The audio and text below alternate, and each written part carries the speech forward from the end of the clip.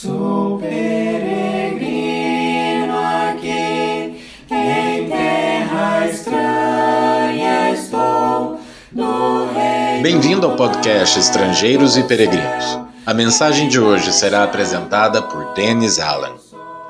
No final desta reflexão sobre a igreja, eu darei a resposta à pergunta 776. Mas primeiro vamos refletir sobre alguns aspectos do ensinamento bíblico sobre a igreja. O conceito da igreja, da perspectiva bíblica, é bem diferente de muitos dos sentidos atuais da palavra. A igreja é composta de pessoas, descritas como membros do corpo de Cristo ou pedras vivas na casa de Deus. Agora, quem faz parte da igreja que pertence a Jesus?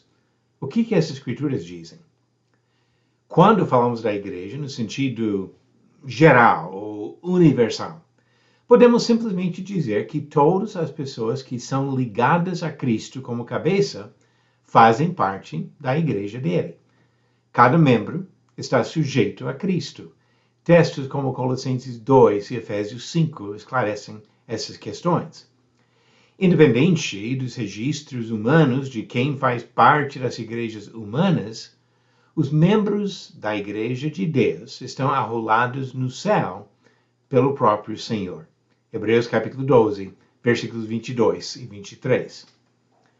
Para pertencer a Cristo, uma pessoa tem de entrar numa relação com Ele. Várias passagens falam das condições necessárias para entrar nesta comunhão. Vamos pensar em alguns exemplos. Quando uma pessoa ama a Cristo e guarda sua palavra, Jesus e o Pai fazem morada nela. Jesus disse isso em João 14, versículo 23. Quando a pessoa crê, se arrepende e se batiza, ela recebe salvação ou remissão dos pecados, e assim ela entra em Cristo.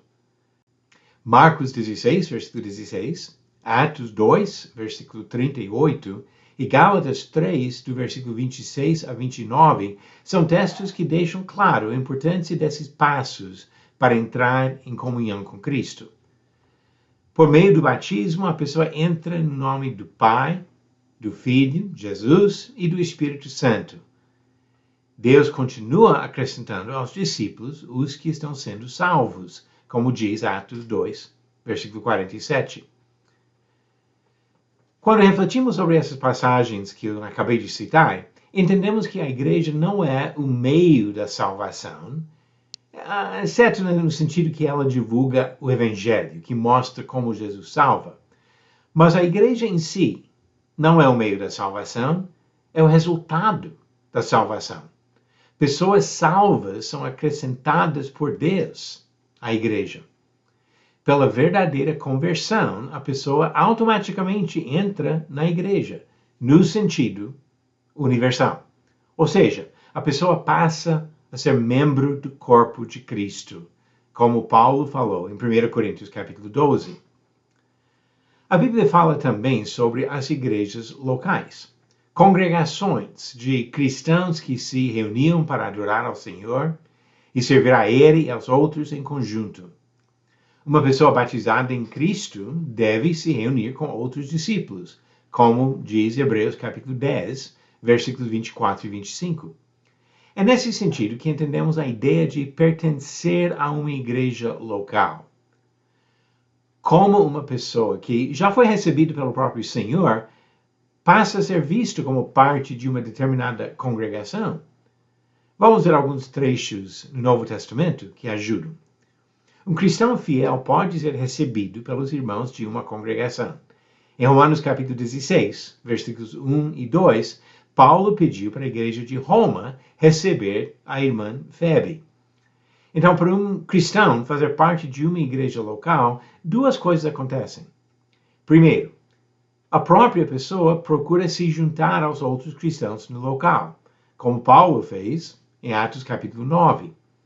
Segundo, a igreja decide aceitar essa pessoa em comunhão, como acabamos de ver o pedido de Paulo em Romanos capítulo 16, a instrução dele em Romanos capítulo 14, versículo 1, de receber pessoas. observamos que a base da decisão de aceitar a pessoa ou não deve ser uma questão fundamental. Ela é serva fiel ao Senhor ou não? Agora, como manter esta comunhão? O laço que existe entre o cristão e Cristo e entre vários cristãos é baseado na fidelidade de cada pessoa ao Senhor. 1 João capítulo 1 fala sobre isso. Pelo pecado, o cristão pode cair de Cristo e perder sua comunhão com Deus. Encontramos textos que alertam sobre esse perigo em Atos 8, Gálatas 5, 2 Pedro capítulo 2 e outros. O pecado também destrói a comunhão entre outros cristãos e o irmão desviado. Os cristãos fiéis são obrigados a se afastarem de todo irmão que volta a viver no pecado, como Paulo ensinou em 2 Tessalonicenses capítulo 3, especialmente versículos 6 e 14. Esta separação por causa do pecado envolve uma decisão pela congregação de expulsar o irmão desviado de acordo com as instruções da própria palavra do Senhor. Novamente, Paulo falou sobre isso em 1 Coríntios capítulo 5. Esses ensinamentos nos lembram da importância de entrar em comunhão com Jesus e seu povo e de manter esta comunhão, sempre andando juntos para agradar ao Criador. Vamos agora às perguntas do dia. Pergunta 776. Qual profeta do Antigo Testamento falou do Cristo como um cordeiro levado ao matadouro? Alternativas: A. Isaías, B. Oséias, C. Ageu ou D. Joel. A resposta certa é a alternativa A. Isaías. Essa descrição do cordeiro levado ao matadouro se encontra em Isaías 53, versículo 7, parte de uma importante profecia do Messias, ou Cristo. E a pergunta 777. Em qual de suas cartas Paulo disse que o Evangelho é o poder de Deus para a salvação? Alternativas: A. Romanos, B. 2 Coríntios, C. Filipenses ou D. Tito. A resposta vem no final do próximo episódio de Estrangeiros e Peregrinos. Quem está em comunhão com Jesus faz parte do corpo de Cristo, da Igreja do Senhor no sentido universal. E quando nós reconhecemos outras pessoas como pessoas já salvas, pessoas que estão em comunhão com Deus, podemos nos juntar e assim formamos congregações, igrejas locais, de pessoas que pertencem ao Senhor. Obrigado por nos acompanhar nessa jornada pelas Escrituras. Volte amanhã para ouvir mais uma mensagem do podcast Estrangeiros e Peregrinos. Seguimos pelo mundo a viajar.